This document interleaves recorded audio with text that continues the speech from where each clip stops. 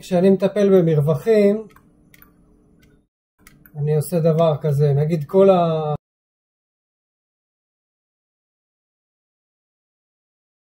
העליון שלהם יש, בוחר אותם בטופ,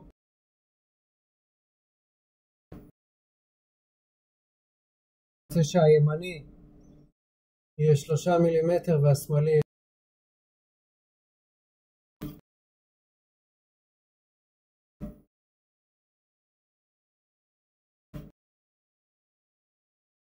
יש לנו פה, למשל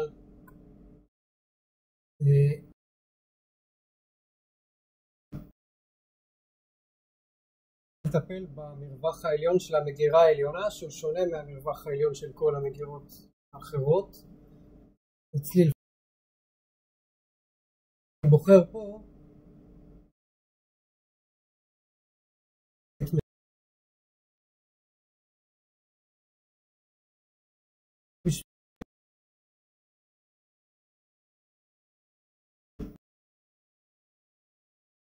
קרה לנו, שתי המגירות קיבלו 10, זה לא חזית מגירה, זה חזית דמה, אני אקבל התייחסות אחרת.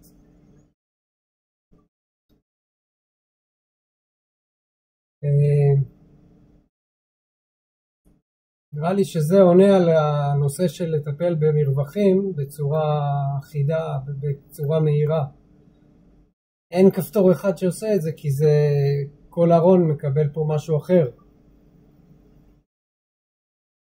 זה נראה מרווח חריג קצת, נכון? הנה המרווח הזה, מהו? 3.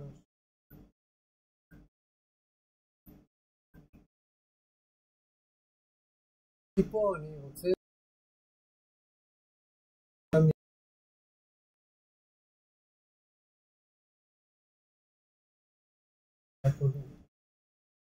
מקווה שזה עוזר.